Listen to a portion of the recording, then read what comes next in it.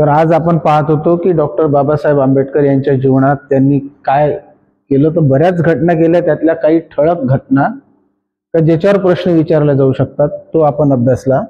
त्याच्यामध्ये पाक्षिक, बाबासाहेबांनी काढलेलं पाक्षिक आहे, जे 15-15 दिवसांनी प्रसारित होते, त्याला पाक्षिक म्हणतो आपण. बहिष्कृत भारत म्हणून एक पाक्षिक यांनी काढलं. याच्यासाठी शाहू महाराजांची मदतही झाली आहे. तर शाहू महाराजांच्या मदतीनं हे पाक्षिक निघालं होतं, बहिष्कृत भारत. समता म्हणून सुद्धा एक पाक्षिक आला आहे 1927 मध्ये. जनता म्हणून एक पाक्षिक आला आहे त्यांचं 1930 मध्ये. हीच जनता 1930 ला जे होतं सुरू, त्यालाच प्रबुद्ध भारत हे नाव दिलं गेलं 56 मध्ये. कारण 56 मध्ये आपण बघितलं तर त्यांचा दीक्षा हा जो कार्यक्रम होता नागपूरला, बौद्ध धर्म दीक्षा, त्यानंतर जनता काय झाली तर प्रबुद्ध झाली, म्हणून त्या जनतेचंच नाव बदलून प्रबुद्ध भारत, हे वेगवेगळ्या दोन गोष्टी नाही, एकच नाव बदलवलं. 30 मध्ये जे जनता म्हणून सुरू होतं त्याचंच नाव 56 मध्ये प्रबुद्ध भारत. हे त्यांचे पाक्षिक आहेत, पेपर 15-15 दिवसांनी येणारे. पण बाबासाहेबांचं लेखनही आहे. हु वेअर शूद्राज हे एक ग्रंथ स्वरूपात त्यांनी लिहिलं. द अनटचेबल हे सुद्धा ग्रंथ बाबासाहेब आंबेडकरचा आहे. यातला जर तुम्ही द काढून ठेवला तर मग ते वीरा शिंदेचं होते.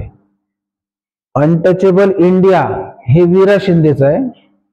द अनटचेबल हे बाबासाहेबांचं आहे. हे द लक्षात असलं पाहिजे. त्यानंतर annihilation of caste, riddles in Hinduism, thoughts on Pakistan, हे काही महत्वाचे ग्रंथ बाबासाहेबांनी लिहून ठेवले, जे आपल्यासाठी अभ्यासाची वस्तू आहे. 1920 मध्ये माणगाव परिषद भरली आणि याचे अध्यक्ष कोण होते तर शाहू महाराज होते. आणि शाहू महाराजांनी 1920 मध्ये माणगाव परिषद मध्ये समाजाचे नेतृत्व डॉक्टर आंबेडकरांकडे सोपविले. तर हे एक आलेला प्रश्न आहे का 1920 मधली घटना.